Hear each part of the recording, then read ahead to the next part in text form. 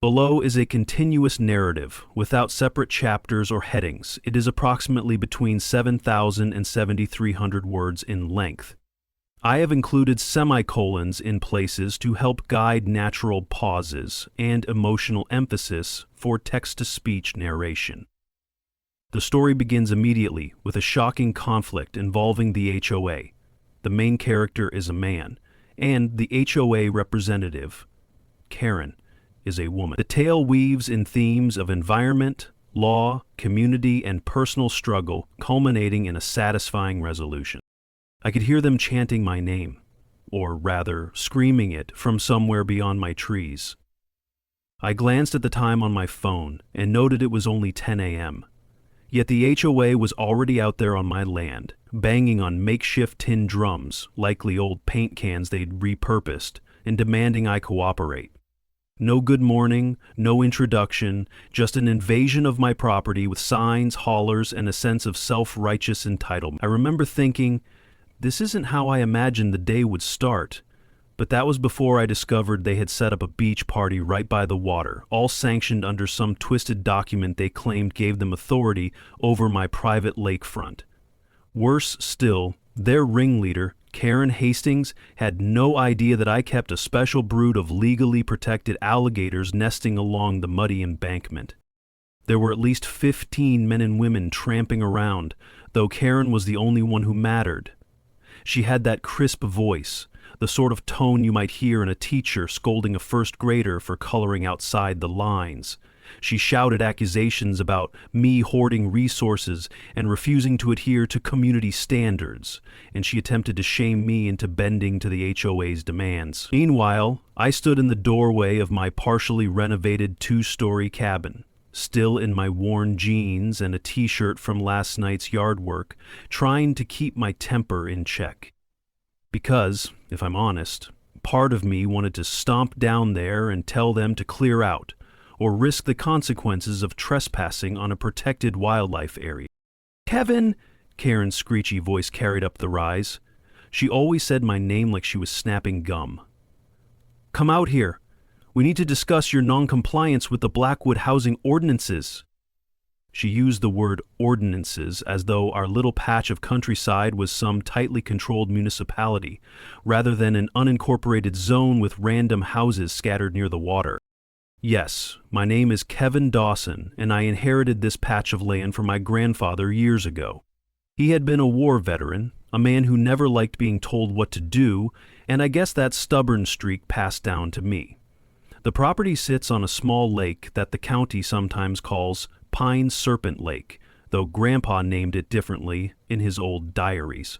And it's home to all sorts of critters, including the brood of alligators that Grandpa rescued under a special state permit decades back. I'd never parted with that permit, partly because I believed in protecting nature, and partly because I knew the day might come when I'd need an ace up my sleeve to fend off bullies like Karen and her horde of overzealous suburbanites. I decided to walk outside, stepping onto my porch with my arms loosely folded across my chest.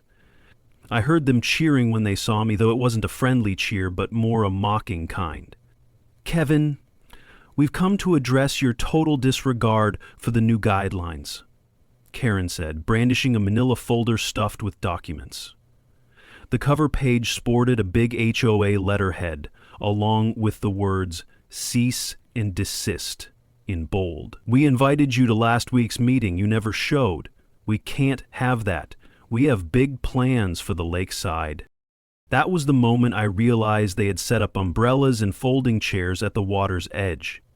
Indeed, a handful of their teenage kids splashed around in the shallows, while a pop-up tiki bar, complete with colorful flags, stood next to a portable speaker system. Everything screamed impromptu beach party.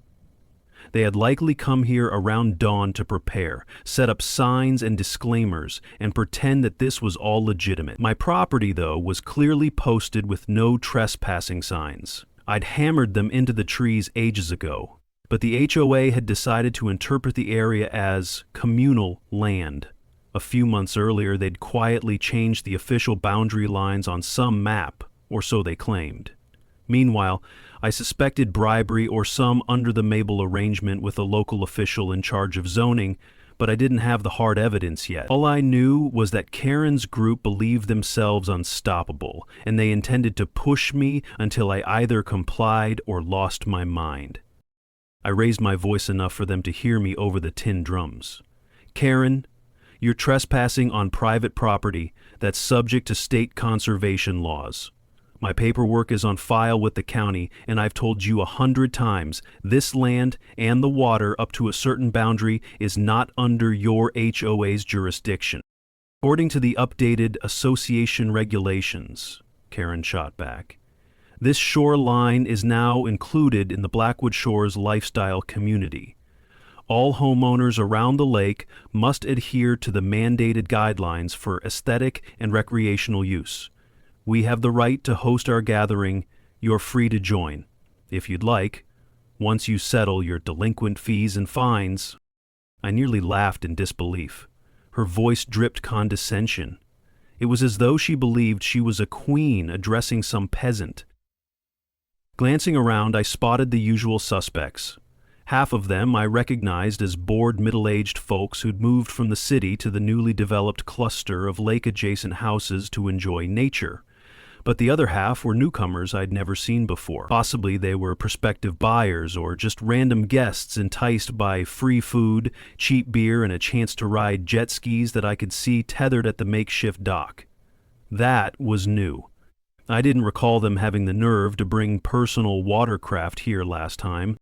I took a slow breath, reminding myself not to blow up on them just yet. Karen, you know there's a gaggle of alligators out there, right? This isn't the ideal place to splash around. She scoffed. I'm not ignorant. We've made sure the area is safe. Besides, we have county clearance for a weekend event. We want to show how beautiful this region can be without your barbed wire personality spoiling it. She stepped closer, the folder in her hand rattling. Stop resisting the HOA, Kevin, or we'll have to escalate, and trust me, the county will side with us. I pointed toward the water. You escalated by hosting a beach party on my land. You have no idea what you've stepped into, literally. She smirked. We have every right. Keep your scare tactics to yourself. At that, I shook my head. I could feel my pulse pounding. But I decided to hold my tongue and watch them a bit longer, hoping they'd tire themselves out or realize how foolish they were being. That's when Karen snapped her fingers and a couple of guys lugged in a cooler full of drinks, popping open sodas and beers. Music from a Bluetooth speaker started thumping. Pop songs with heavy bass that reverberated across the water. Kids began jumping off the small dock, shrieking in delight. My stomach churned because I knew from experience that the alligators in that lake were docile as long as nobody messed with them. But rowdy behavior, bright floats, or any kind of intrusion near their nesting spots could provoke them. Then, not only would we face chaos, but I'd also risk legal complications if someone got hurt by wildlife on my property, despite my repeated warnings and posted signage. I tried to warn them again.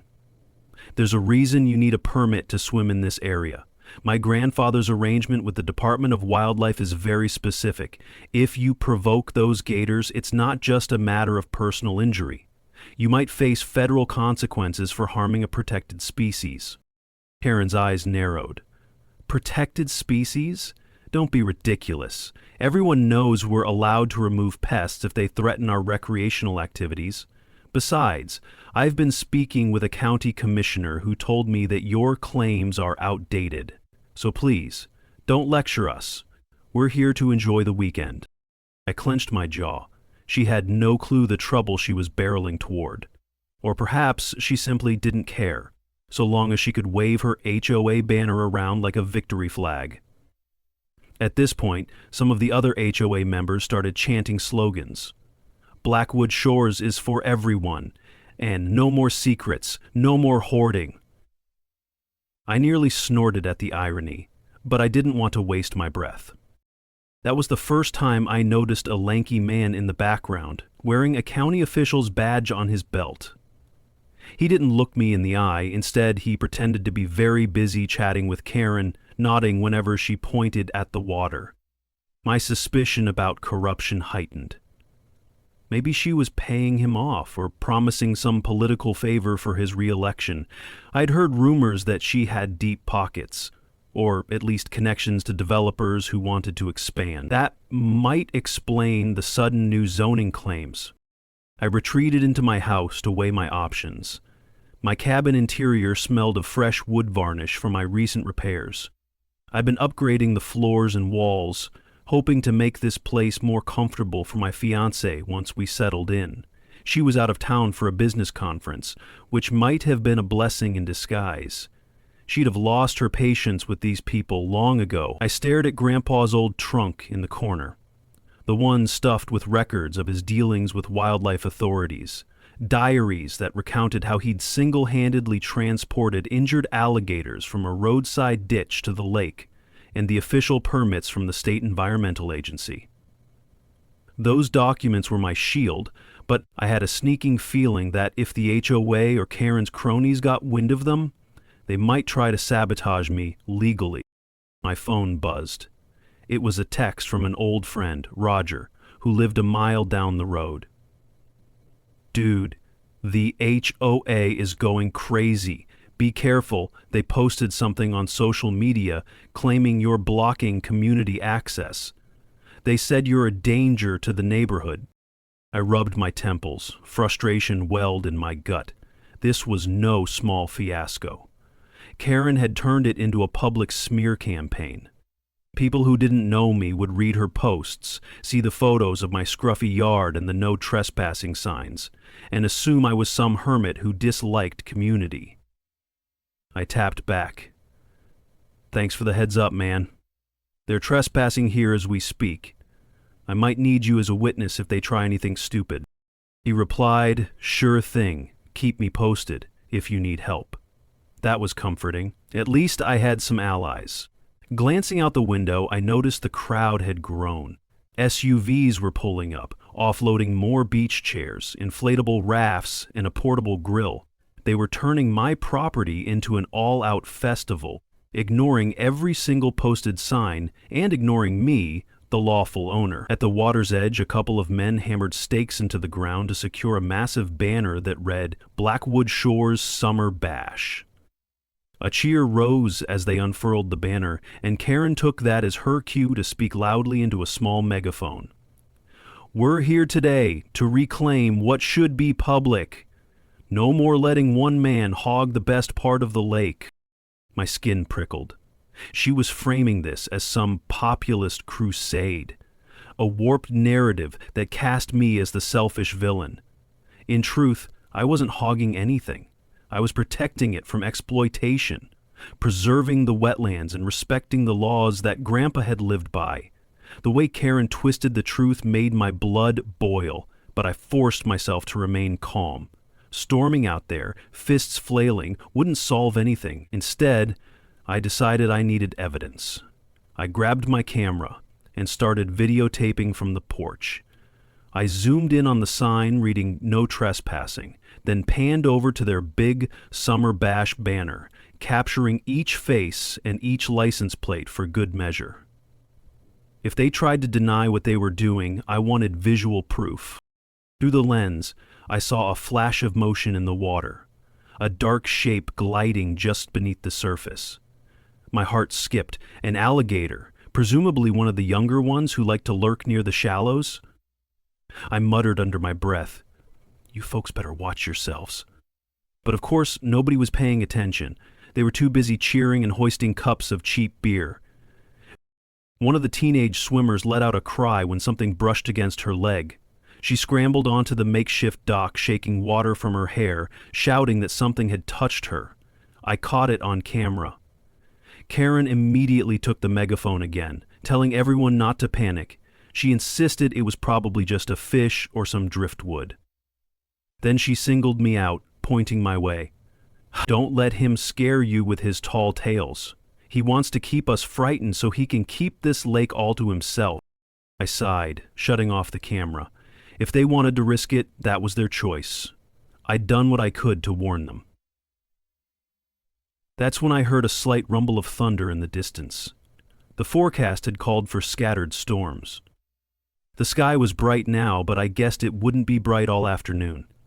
In Florida, or anywhere in the American South, summer storms can roll in fast and fierce, stirring the waters.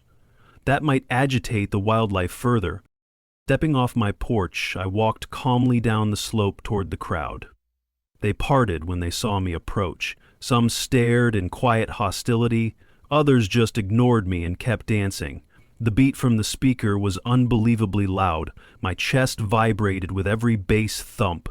Karen was near the shoreline, gesturing grandly as if she were a politician rallying supporters. When she spotted me, her expression twisted into a triumphant sneer. "Well, well, look who's finally decided to join us," she said, tapping the megaphone off. "Don't tell me you're having a change of heart about sharing the lake." I raised my hands, feigning peace. "I'm telling you again, you're all at risk. The lake has a protected population of alligators, and if someone gets attacked, you'll be in serious trouble, both legally and physically. The county can't override a state and federal wildlife permit. You're treading on dangerous ground." She gave a dramatic sigh. "Kevin, enough with the boogeyman stories. I've already spoken to the county commissioner. He assured me that if an alligator poses a threat, we can have wildlife control remove it. And if you keep interfering, we'll see to it that you're the one facing legal consequences." She said it loudly enough that a few people booed in my direction, believing that I was the threat. I glanced over at the man with the county badge, who seemed to avoid eye contact. It dawned on me that maybe he'd told Karen half-truths about how easy it was to remove gators, or maybe he was just incompetent. Either way, I realized I needed to shift my tactic. Let them see for themselves the reality, so I said in a level voice, "I've done my due diligence. I have everything documented. I hope for your sake that nobody gets hurt here today." Karen shook her head, rolling her eyes. "Stop trying to scare us off. This is a peaceful, family-friendly event." Then she pivoted away, shouting at her group to start the games. They had silly competitions, water balloon tosses, ring tosses around mini flamingo floats. A barbecue grill started smoking, sending the aroma of burgers wafting across the lake. Some folks cheered as an older man attempted to set up a karaoke machine. Children dashed around, screaming and giggling, wholly unaware of the potential danger. For a fraction of a second, I felt sorry for them. None of this was their fault. They were caught in the crossfire of Karen's delusions and my frustration. I drifted back up the hillside. There was an itch in me to call the sheriff's office again, though I'd already tried that route the previous weekend when the HOA knocked down my no trespassing signs. The deputy who showed up seemed reluctant to challenge Karen, probably because the HOA had some legal documents that, on the surface, looked legitimate. The county lines had shifted in suspicious ways. The deputy had politely told me to handle it through civil court. That was the last thing I wanted. Drawn-out litigation that could take months, if not years, and cost me a fortune in lawyer fees. But it was beginning to look like I might have no choice. Sitting on my porch, I dialed a local environmental attorney I'd briefly consulted a month prior. She answered in a harried voice, explaining she was in court all day and could only speak briefly. I tried to convey the urgency of the ongoing situation. They're on my land right now, hosting a massive beach party with absolutely no regard for the protected status of these waters. They're ignoring every warning. She tutted sympathetically. "Kevin, I told you. We need to file an injunction if you want them off your property. But that process can take time. The judge might schedule a hearing in a week or two. It's not immediate. Unless there's a direct threat to safety, the sheriff won't forcibly remove them." "They are absolutely risking safety," I said, exasperated. "There are literal alligators in that lake, and it's not a joke. They're protected. This is a disaster waiting to happen." She paused. "If someone is injured, or if a real threat emerges, that could expedite matters. But obviously, we don't want anyone hurt. Let me see if I can escalate it with the local Fish and Wildlife Agency. They might step in more quickly if there's a risk to the protected species. Hang tight and I'll call you back if I get any traction." I thanked her and ended the call. Down by the shore, the music was getting louder. I could see a group of teenage boys wrestling near the water, trying to dunk each other. Each splash sent ripples across the lake's surface. Part of me wanted to run down there and physically drag them out, but I knew that would only incite more chaos and possibly lead to assault charges. So I sat back, clenched my fists, and cursed under my breath. Maybe the alligators would keep their distance, maybe there'd be no incident, but I knew better than to bank on that. Animals have instincts, and if these idiots corner one or provoke it, the outcome might be tragic for all parties involved. As the morning stretched into early afternoon, the party only grew. People arrived with giant plastic tubs of cheap beer, set up volleyball nets, and even parked ATVs near the tree line. A makeshift DJ booth blasted music that echoed. My phone was blowing up with texts from concerned friends who'd heard about the event. Some teased me, asking if I was going to wrestle a gator for show. Others told me I should call the news stations. Actually, that last suggestion gave me pause. Maybe media attention would reveal what the HOA was doing, but would it paint me as the uncooperative recluse? Possibly. I decided to hold off for now. At one point, a group of rowdy men hopped onto jet skis and began zipping across the lake at high speed. The noise rattled the air. They whooped as they performed tight donuts, sending up sprays of water. My gut twisted because I knew the deeper parts of the lake were prime alligator nesting areas. If the men ventured too close, or if a mother gator felt threatened, we'd have a real problem. I scanned the shoreline, spotting at least 2 broad alligator snouts barely above the water, a silent warning that nature was watching. But no one seemed to notice, or if they did, they shrugged it off. Then it happened. A scream cut through the air. One of the jet skiers had turned abruptly, and his buddy fell off into the water. The hapless man started flailing. Apparently he wasn't wearing a life jacket. Another scream followed when something dark brushed against him. People rushed to the edge, shouting. Kids cried. Karen grabbed her megaphone again, though she seemed unsure what to say. The man managed to scramble back onto the jet ski, but not before he let loose a string of curses about some monster in the lake. Another participant shouted that they'd seen an alligator's tail. Panic rippled through the crowd. You'd think that would end the party, but Karen, in all her hubris, strode forward and tried to calm everyone, claiming it was just a log or a large catfish. She seemed determined not to let the event fall apart. She even encouraged her staff or volunteer subordinates to barricade off the eastern inlet, as if you could barricade water. A ridiculous plan. She assured everyone that the so-called monster was gone. I remained on my porch, arms crossed. I felt a mix of apprehension and a grim sense of, I told you so. A few folks jumped in their cars and left, spooked by the near miss. But the rest doubled down, deciding to keep the festivities alive. They drank more, danced harder. It was as if they believed that cranking up the music would drown out the reality of potential danger. Some laughed nervously about the gator scare, tossing around jokes that maybe they'd barbecue it for dinner. I couldn't help but marvel at their ignorance or denial. Meanwhile, Karen prowled around with her folder of permissions, waving it at anyone who questioned her authority. At around 3 p.m., dark clouds began to roll in from the west, and the wind picked up. A few canopies and umbrellas wobbled precariously. One even went tumbling across the grass. The temperature dropped, and the sense of foreboding deepened. The lake surface got choppier, little waves forming as gusts blew across.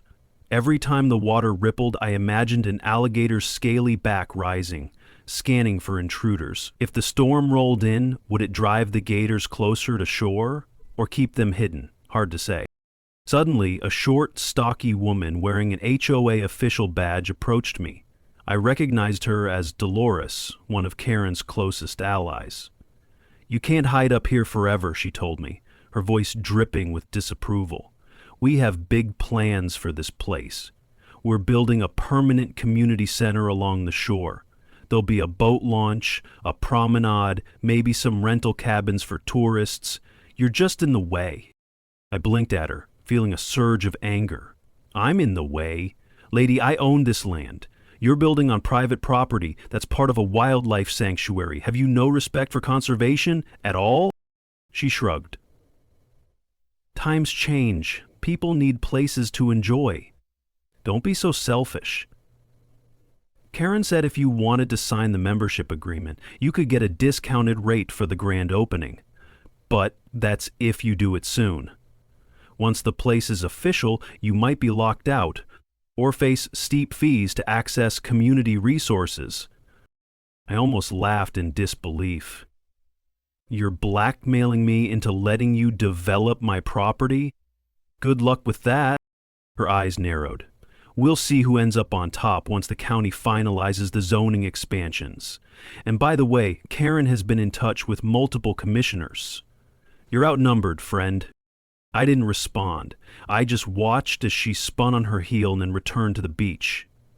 The storm winds began to blow harder. The sky grew darker. The music, which had been incessant, now faltered as the DJ realized his equipment was in danger of getting rained on. A few men scrambled to wrap tarps around the speakers.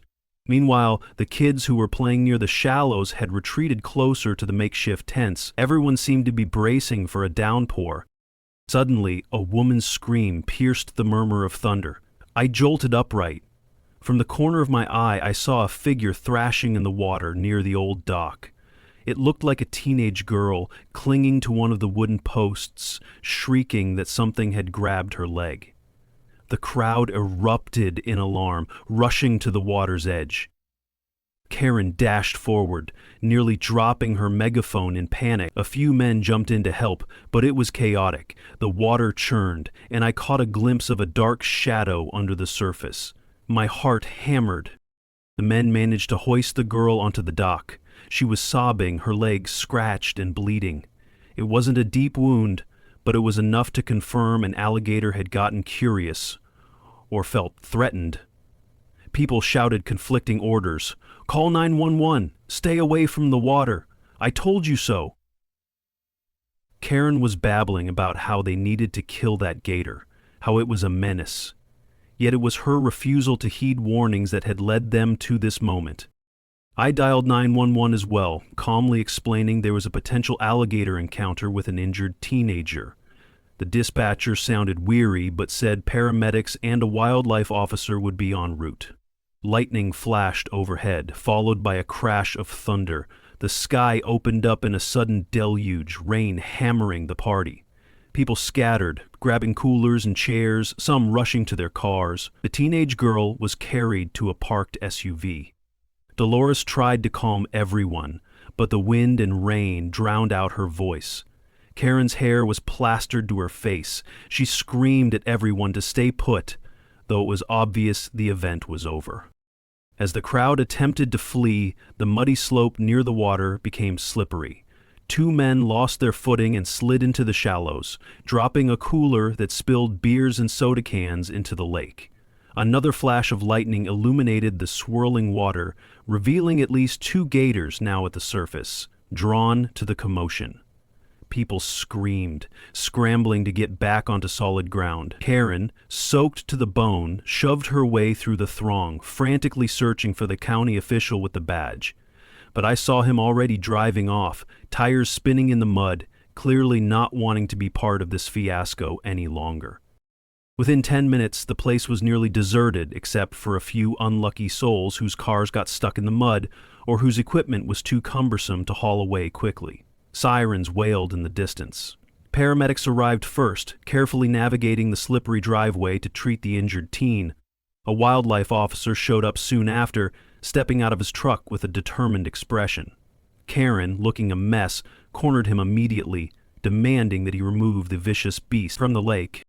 He held up a hand. "Ma'am, these alligators are protected. This is a known wildlife area. Why were you swimming here?" Karen sputtered, gesturing wildly toward me as if I were to blame. We have the right to use this lake. He never told us there were dangerous creatures in there. Look at my friend's daughter. She's bleeding. I approached, arms raised in a non-threatening posture. Officer, I've told them multiple times. The entire property is posted. It's permitted under the state's conservation program, and I can show you the official documents right now. He nodded. Yes, sir, I'm aware. We've had these gators on our watch list for years. They're not typically aggressive. Normally, we tell people to keep out of the water unless they follow safety guidelines. So what exactly is going on with this party? Karen opened her mouth to protest, but the officer silenced her with a stern look. Ma'am, if you're hosting events in a known wildlife habitat, that's your responsibility.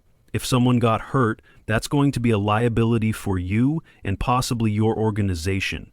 And if you harmed or threatened these alligators, that could be a state and federal violation. She stared at him in disbelief, as if she couldn't fathom that her authority was being questioned. Then she pointed at me. But he's refusing to join the HOA. He's obstructing our community improvements. We're just trying to clean up the area and create recreational opportunities. We had a county official's blessing. The officer exhaled slowly. That's between you and your county official. But from my standpoint, you're trespassing on private property. This man has the permits. The state recognizes his right to maintain this habitat. And if your group decided to party here, you're in violation. I'll need everyone's information for my report. Her face turned livid, but she couldn't argue with the officer's calm, unwavering tone. Meanwhile, paramedics helped the injured teen into the ambulance. Some of the remaining partygoers huddled under the dripping canopy, looking miserable and defeated. The thunderstorm raged on, soaking everyone to the bone. A swirl of conflicting emotions welled up in me.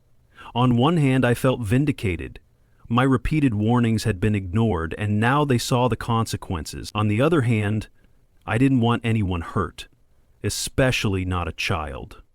While the officer took statements, I went inside, rummaging in Grandpa's trunk until I found the official documents about the alligators.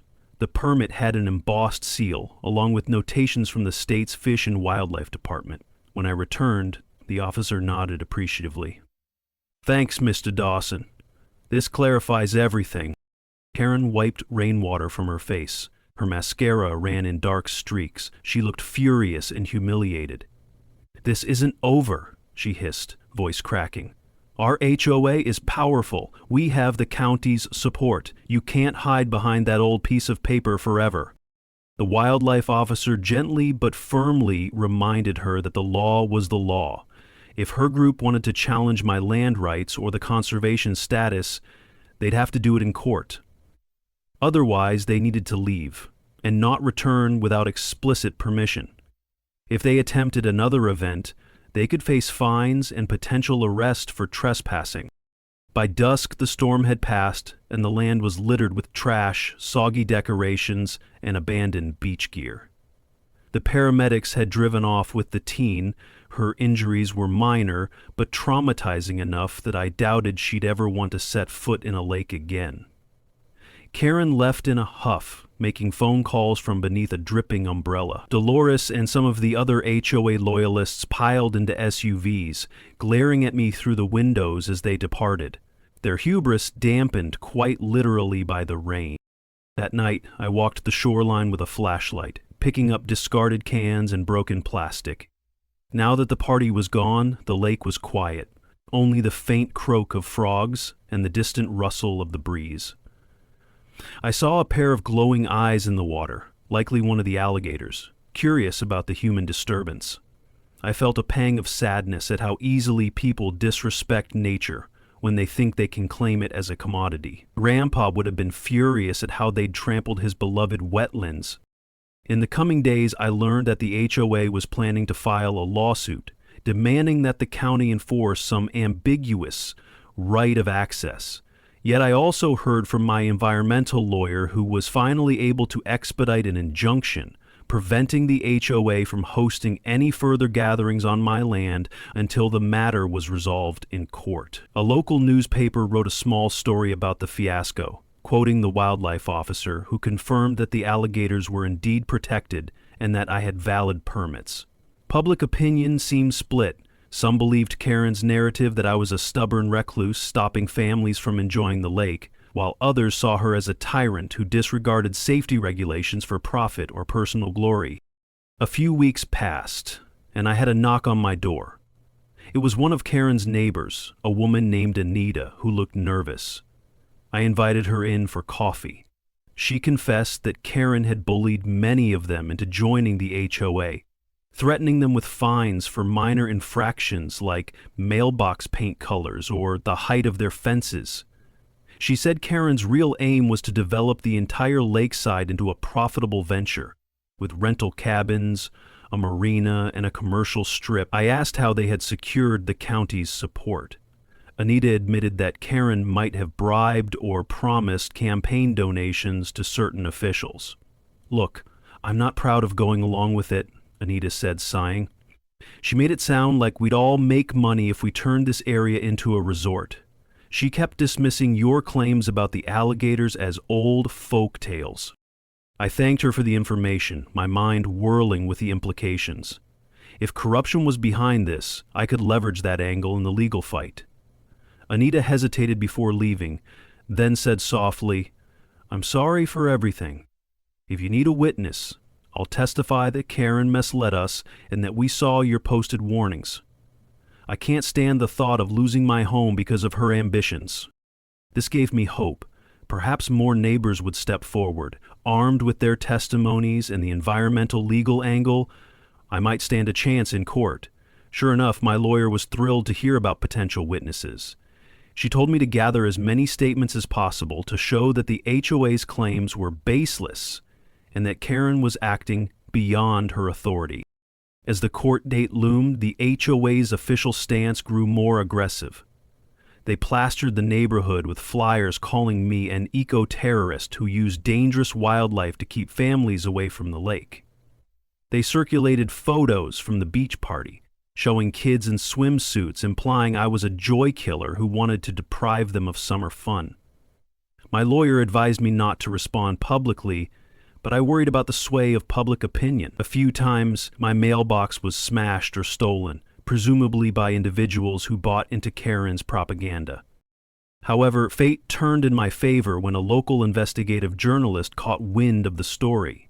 She interviewed me, carefully examining the permit documents and even talking to the wildlife officer who'd responded. She also managed to speak with a few county officials off the record, unearthing suspiciously large donations that Karen's associates had funneled into the commissioner's campaign funds. Her article was a bombshell. It depicted me as a reluctant steward of the land, trying to protect a state-recognized sanctuary, while the HOA orchestrated shady deals to claim private property for commercial gain. Public opinion began to shift. People who'd once dismissed me as a grouchy recluse now saw that I had legitimate reasons to protect the lake. By the time we appeared in court, Karen's expression was that of forced confidence. She wore a tailored suit and plastered on a professional smile. I could almost see the desperation in her eyes as her lawyer tried to cast me as an extremist.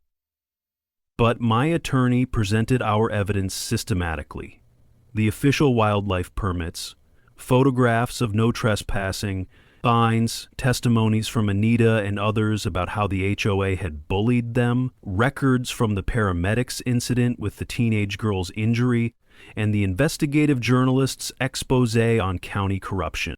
The turning point came when the presiding judge asked pointed questions about the HOA's authority to annex my property. Karen's lawyer stammered, citing local ordinances, but the judge wasn't having it. "These documents from the county appear questionable," the judge said, tapping a set of suspiciously redated boundary maps, "and there's clear evidence that the property has long been recognized as privately owned, with a state-protected wildlife habitat. I find it difficult to believe your association had any right to host events there without explicit consent." Karen squirmed in her seat and a bead of sweat trickled down her temple. The final nail in the coffin was a letter from the State Wildlife Department confirming that the alligators had a protected status under federal and state laws, and any development or recreational activity on that land would require thorough environmental impact assessments. None had been done. The judge took only a short recess before returning with a ruling that effectively invalidated the HOA's claims on my property, barred them from further trespass, and suggested that the county would be investigated for potential misconduct in the rezoning attempt. The sense of relief that washed over me was immense. Karen stormed out, refusing to meet my gaze. Dolores followed her, looking like a child who'd lost a favorite toy. Some of the other HOA members who had come to court seemed quietly grateful that the judge had clarified the land rights. Maybe they realized they'd been manipulated. As for me, I walked out of the courtroom feeling an odd mix of triumph and sadness that it had to go this far. Over the next weeks, the lawyer fees certainly hurt my wallet, but it was a worthwhile investment to safeguard Grandpa's legacy. The HOA found itself under new leadership after a large number of residents demanded Karen's resignation. Rumor had it she'd lost credibility and even faced possible criminal charges if the corruption angle led to indictments. The county commissioner she'd been colluding with resigned under a cloud of scandal. Meanwhile, I received supportive messages from neighbors who apologized for doubting me. A small group even volunteered to help me pick up leftover trash around the lake, wanting to show they respected the property's conservation status. On a balmy Saturday afternoon, as I walked the shoreline, I noticed how peaceful everything seemed. The water was still, reflecting the drifting clouds above. Birds skimmed the surface, and in the distance I spotted the ridged back of a gator, lazily floating in the sun. Despite everything, the lake remained as it always was, a place of natural beauty that demanded respect and caution. I felt a renewed sense of commitment to protect it, not just for my sake, but for future generations who might appreciate its untamed majesty. I paused near the old dock, remembering the day of the fiasco when the teenage girl had been pulled from the water. Standing there, I realized how easily tragedy could have struck if the gator had latched on. Miraculously, she'd gotten away with only minor injuries.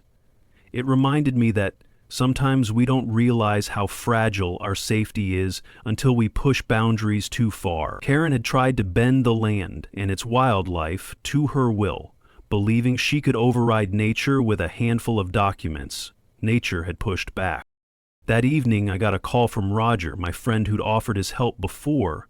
"Heard the news," he said. "Congrats on winning that court case. Guess they won't be harassing you anymore, huh?" I laughed lightly.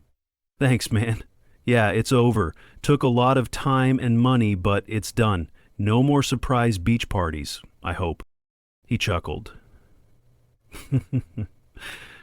"That's good. Though, if you ever do host your own party, let me know. I'd like to celebrate the fact that you can still live peacefully on your own land without an HOA breathing down your neck." I promised to consider it. We hung up and I lingered on the porch, the night sky alive with stars. The notion of hosting a real get-together, one that respected the environment with an actual invitation rather than forced trespass, felt like a testament to how things could be done correctly.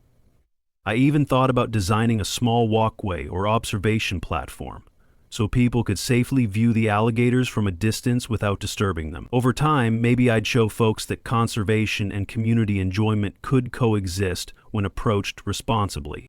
Months later, the scandal involving Karen and the county commissioners made headlines.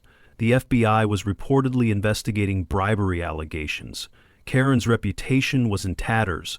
Some said she left the neighborhood entirely.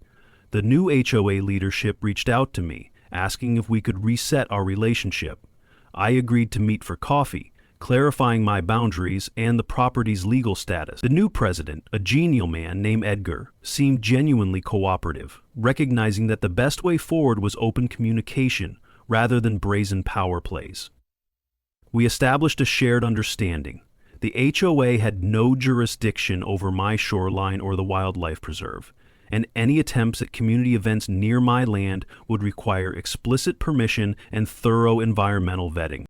As we concluded that meeting, Edgar admitted, "Kevin, we messed up by letting Karen run amok. Some of us were just too complacent or afraid to speak up. I hope we can make amends and be good neighbors." I nodded. I can appreciate that. All I want is for us to respect each other's property and the wildlife out here. We can find ways to enjoy nature without wrecking it or ignoring the law. He seemed relieved. We shook hands. And just like that, the war that Karen had started dissipated, leaving behind cautionary lessons for everyone. I remained vigilant, of course. I'd learned how easily self-interest could twist neighbors into adversaries.